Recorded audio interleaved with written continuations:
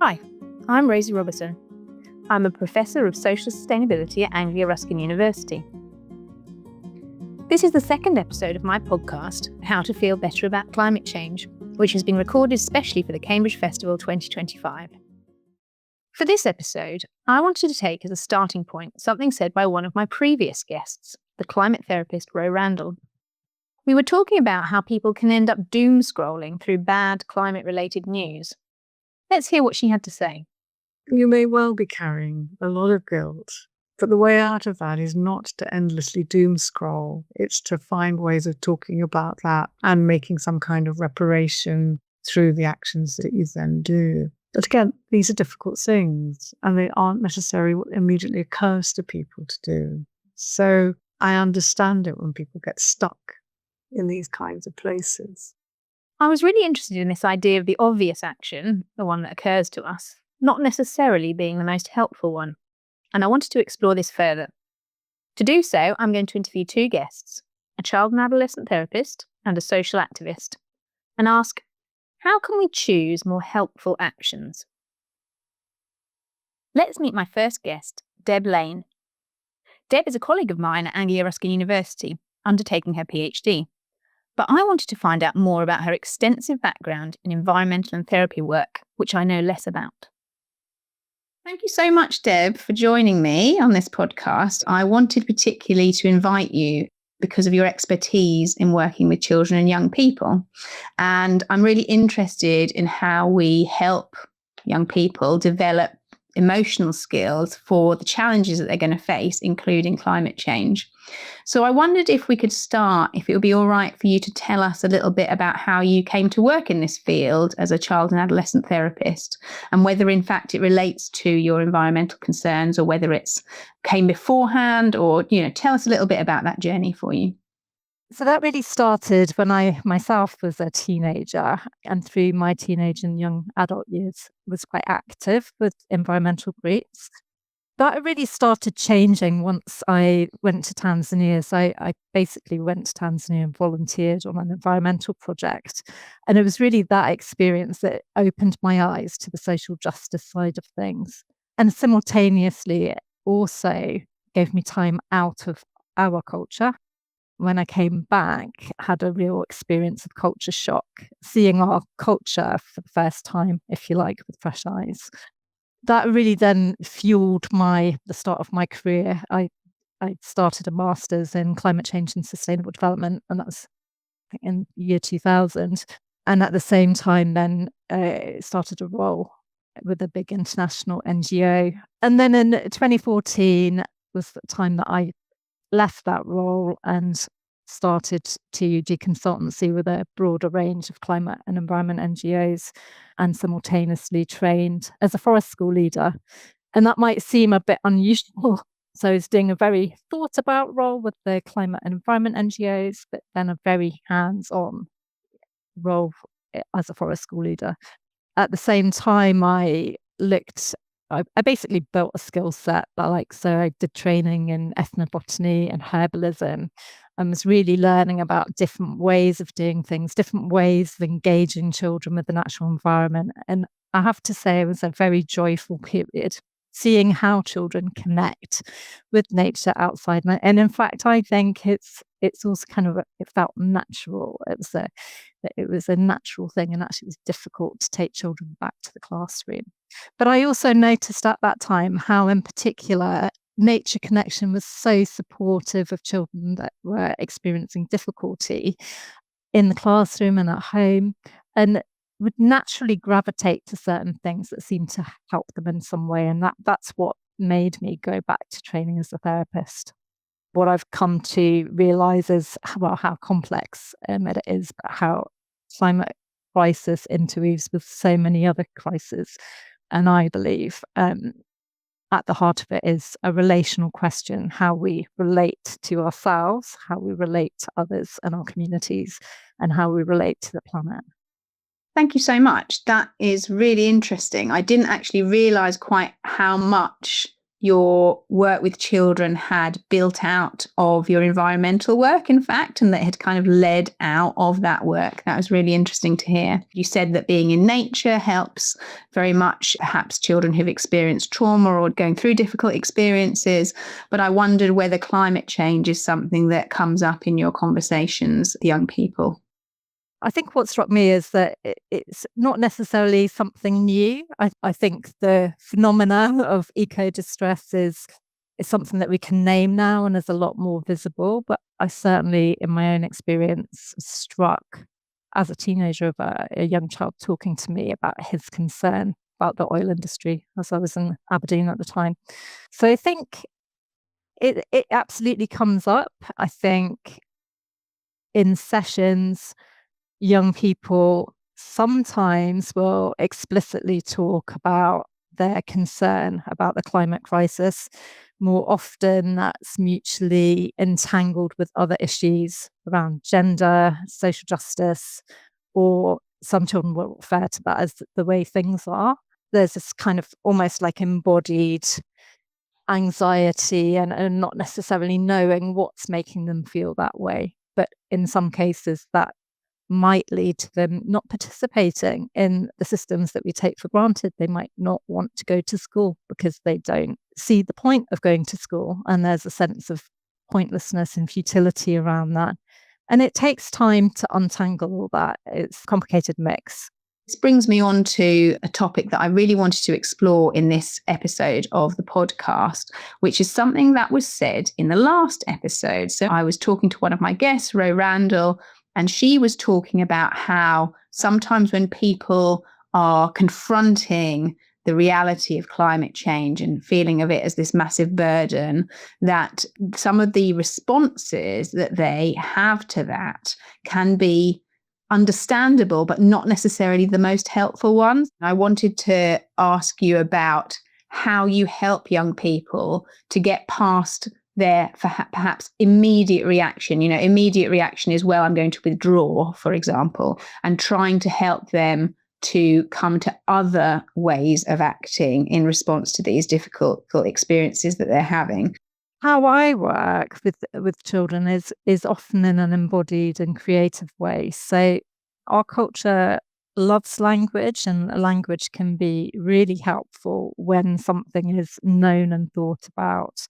But often children might be bringing a less kind of conscious understanding of what's causing distress. And so we're using art and sound, play and nature, of course, to work with that.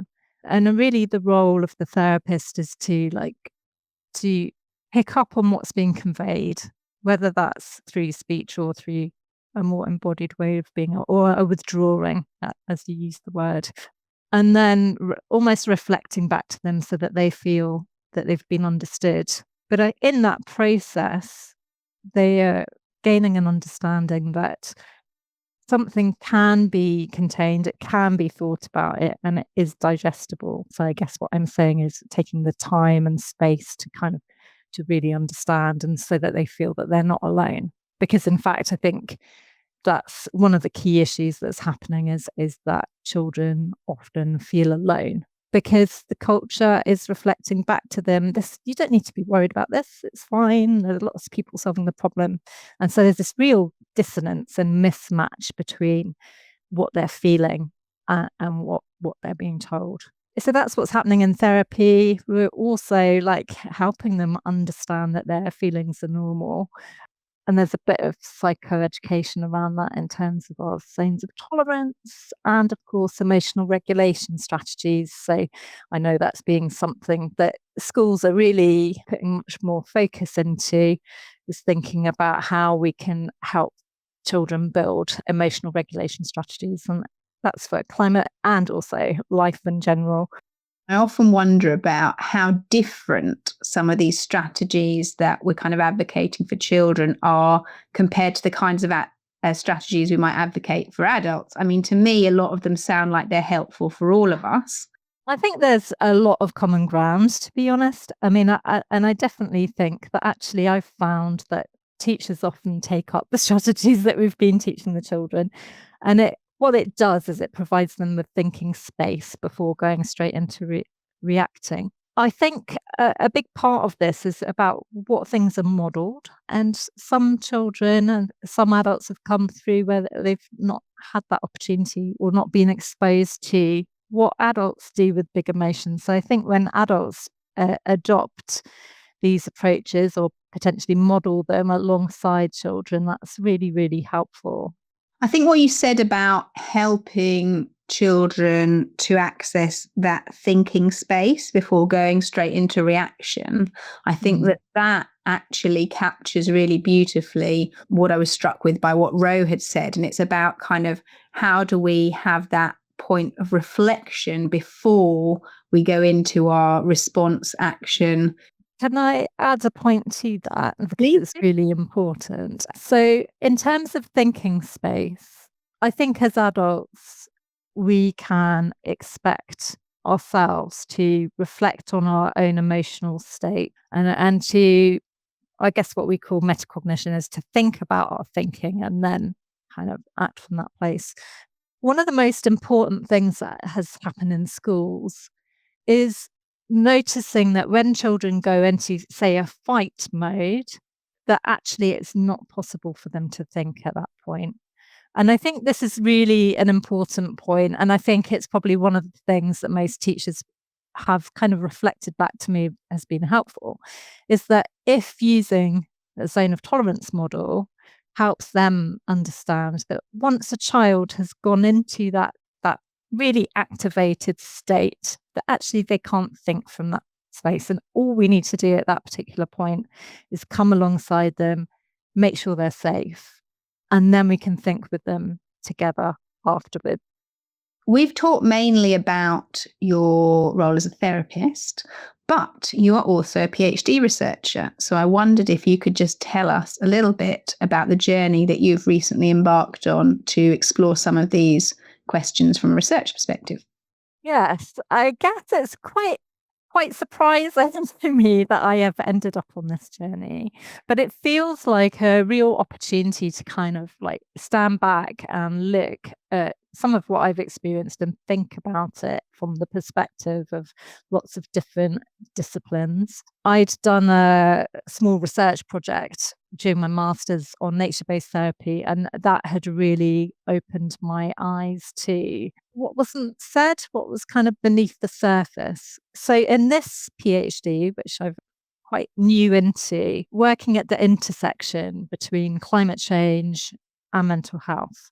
So we know that climate change is impacting mental health, but I'm looking at that through an eco-psychosocial approach. So as is probably apparent, I'm very interested in humans' relationship with nature, and particularly in this culture and how that's different from other places, and how the ecological, the psychological, and the social all interact and inform each other. So I'm taking that approach and then looking at how third sector organisations are working with climate distress. And I'll be doing that through the lens of thinking about how that might impact mental health and well-being, and also climate action, and then the different paths to change that are created in those interventions. I really like the way that Deb talked about the thinking space before reaction. And actually, that often it is the adults she works with, the teachers or school leaders, who are learning how to tap into that, instead of reacting immediately to a child's words or behaviour. I wanted to explore more, though, how all this might relate in the environmental activism space. And to do this, I turned to the powerhouse that is Manda Brookman. Based in Cornwall, she is at the centre of much of the influential social justice action in the county. She's a real innovator, founding Café Disruptif, the Cornwall Sustainable Tourism Project, her permaculture initiative, Permanently Brilliant, and much more. I started by asking Manda to tell me about her background and where she thought this drive for activism had come from. My parents moved around a lot when I was young, and we were constantly coming across new environments and learning how to deal with change, and also managing with very little. But there wasn't a great deal of money around, but there was always a sense of there's always room at the table for somebody else. That was just the way the family was run. So that, I think these are very important lessons early on. I think both my parents were in their own way, sort of transgressors of the status quo, of wanting to do things differently. My mother was very clear that she had a career and a space in the world that wasn't just about being what was presumed a woman was good for. And I know my father was involved in, he whistleblew in one of the organizations that he was working for because they thought what was happening in terms of pollution of water from an industrial process he was involved in wasn't actually delivering what was required and was cheating. And he was threatened with losing his job. And he said, well, sack me, but that's not okay. And these are the sort of things that become part of this water you swim in when you're a child, that you should always challenge stuff that isn't right and maybe find ways in which you can be a contributor to something better. I remember telling my children when they were very young that always question why. If somebody's telling you to do something, always question why, especially if they're wearing a uniform. They might have a really good idea, but don't just take it from them simply because they're wearing a uniform, because I think that then becomes very, very dangerous. I knew that during university, I was aware that there was a sort of move towards post-university becoming very establishment, very money-orientated. I didn't quite know, that didn't feel right for me at all, and I didn't quite know what I did want to do, but I knew that I didn't want to do that. And I spent a year in Latin America, and that helped me understand very, very clearly. This was sort of a year and a half out of dictatorship in South America, and I became very aware of my privilege as a student in the West and the North, as a student from, a very posh university, and what that meant in terms of seeing and challenging and understanding how other people might not be able to challenge the status quo, because it's actually very, very dangerous. Some really interesting themes you mentioned there, and in fact, mirroring to some extent Deb's influential experience when she travelled to Tanzania and came back to some degree changed by that experience. I'm also very interested, particularly as someone working within a university setting, what you touched on about the role of education and what it's for. And it makes me think a bit of the news stories last year around how one metric used for degrees is earning potential afterwards, and that this could be used by policymakers or universities to decide which courses to keep open.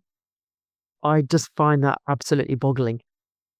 That notion of sort of reducing, it's such a reductionist stance, isn't it, to reduce the value of you understanding more about the world to how much you can earn from that. It's a really extractive process, how much you can earn from the world in terms of money, rather than, this, to be honest, I find that the whole notion of employability a bit problematic in that sense, because your process or your experience inside university isn't just how well you can fit as another cog into an existing machine.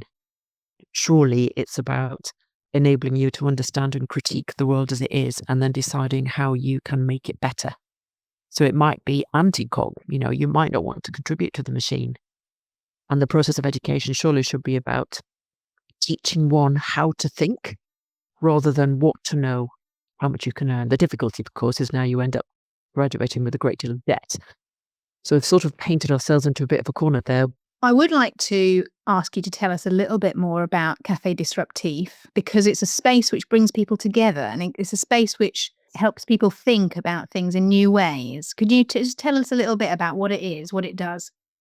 You attended the launch, didn't you, some years ago, of Café Disruptif, and the contrary hot mess of the human psyche is endlessly interesting, and all the stuff that I thought was really obvious in terms of getting involved in change and wanting to find ways of improving things we're doing badly and being honest about the mistakes that we're making and constantly striving for better, for more, was coming up against this inability to act, or the refusal to engage with the truth, or really strange acrobatics of denial and willful blindness and cognitive dissonance. And I thought, what? None of this stuff seems like rocket science. Why is it so difficult for us all to take the action that we need? Climate change is a case in point. We've known about this for a really long time. We've known what to do about it for a really long time. What is it that's stopping us, when in actual fact, this is a matter of extraordinary enlightened self-interest to engage and act. And I thought, what is it about these issues that make them so difficult to engage with? So the notion of Café Disruptif was really to try and understand why it was that we were finding these big, crucial and incredibly important issues so difficult to contend with, that we were in fact actually in a state of sort of profound and comprehensive denial and disengagement at exactly the time when we needed to do the opposite. And this goes back to a lot of the work we did with the One Planet Tourism Network, understanding that in actual fact, there are really important issues around social norms, that people tend to do or not do stuff based on the stuff that other people are doing or not doing, that we're not nearly as rational as we think we are. We are hugely informed and influenced by peer support and by those social norms of what is expected, that it's quite difficult for us to do things that step out of whack with everybody else. There are some fantastic, very accessible books that people can have a little look at in relation to what it is that makes us tick or not tick.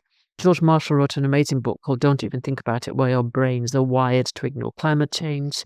Margaret Heffernan wrote a fantastic book called Wilful Blindness. She doesn't actually talk about climate denial on this, but it's all entirely relevant and really resonates. And there's another great book called Rocking the Boat by Debra Meyerson, which is about how people can become what she refers to as tempered radicals, people who are inside organizations who want to deliver change, but know they have to temper their radical ideas, which might not be that ridiculous or overwhelming or extreme. It's just that they challenge the mainstream. They rattle the cages of all our presumptions and habits. And how you do that, what's maintaining your position inside that institution, is really key so that you can continue to deliver the change that's required. I'd like to turn some of those incredibly interesting points you've been making around a little bit, because you mentioned, for example, about, people find it very difficult to, you said, step out of whack, to kind of be different and to do things differently to what their peers are doing. But you seem to be able to do these things. What do you think enables you to do that? You have taken a very different path to many others. You have stood up and listened to uncomfortable and overwhelming issues and said, let's do something about this. Let's not bury our head in the sand. So what do you think has helped you to be able to do that? I think this takes us to the notion of comfort and discomfort. We always presume that being comfortable is much better than being uncomfortable. But in actual fact, it's being uncomfortable that encourages us to change, that tells us what needs to happen next. If you put your hand too close to a flame, the discomfort of the heat is what tells you that you need to move your hand away. So I'd sort of value the notion and the experience of discomfort really highly, because it does allow you to understand what you need to do next. And I think comfort can bring with it a sort of complacency and a sort of shutting down of that critical thinking. And I think for me, I can't engage with a difficult truth and it actually makes me incredibly uncomfortable not to do something. So selfishly, I feel much better if I can take action. So I value that discomfort because it points out to me, well, this doesn't seem right, which allows me then to say, well, in that case, I'm going to do something about it, because then I will just feel so much better. Being told I can't do anything, or stopped from doing something, or feeling incapable or incapacitated is a horrific thought for my brain, and I feel better if I'm taking action. I think that makes a lot of sense, and I'm reflecting here on the title of this podcast series, which is How to Feel Better About Climate Change. But I think what you've given me is a really interesting notion about how to feel better about the discomfort of climate change and how to sit with that and use it to point towards action that one might want to take. One of the things I'm really interested in for this episode is the idea of our responses to climate change or other big social challenges. Sometimes our immediate responses are not always the most helpful ones. And that could be, for example, a response of kind of denial or, pretending something isn't happening. But equally, it could be a response where we sort of leap into action, but the action that we take isn't necessarily the most helpful one. I was wondering how you think that you help people to move beyond perhaps sort of knee-jerk responses and think more critically about it. That was something that you mentioned as well. It's a really good question. And I think, we need to not beat ourselves up about this. If you're given really difficult news, it is well established that if somebody is given some really difficult news about their health by a health professional, your body and your brain shuts down quite extensively. It's denial is quite a healthy process in lots of ways. It shields us from stuff that actually makes us feel completely paralyzed and enables us to sort of get to grips with it slowly. But it does mean on that first delivery of bad news, lots of people who've had bad news from their doctor, for example, will come away saying, I don't really remember what they said. So your first response will be a reaction rather than a response. So I think you're absolutely right. Give yourself a moment to consider and digest and process difficult news always. Don't go with your first knee-jerk reaction. And then think about how you can start engaging with this difficult news, but not by yourself. I would say, don't do this alone. And then between you, you've got the chance of thinking, well, there is something we can do about this. And the other person will provide you with more thoughts and more insight and a sort of more comprehensive, wider set of possible routes forward. And then I think, again, as you said, have a bit of a critical think about what it is you immediately want to do, because it might be the thing that makes you feel better, and maybe that's a good idea. Figure out what the purpose is of your action, because you might need to feel better before you do anything else. It might be that in actual fact, before considering any bigger issues of your own carbon impact or contribution to the fossil fuel world, that you need to join, a local community gardening group. Because in actual fact, what you need more than anything else is that sense of community. The carbon difference might be very, very minimal, but your ability to keep on going will be huge. So think about that first. And then think about what you're told. Understand that there will be a political imperative or drive behind everything that you see in the press or on the radio. And then talk to other people about what they're doing. So that involves you going to find other people. So we work with lots of GP surgeries and businesses, for example, on energy. And the first response is, we absolutely need to put some solar panels in. I think, well, no, actually, the very first thing that would be most beneficial to do would be to do an energy audit and find out why you've got no insulation in the roof, or your windows are leaking all the heat you've got, or why you're on the wrong tariff.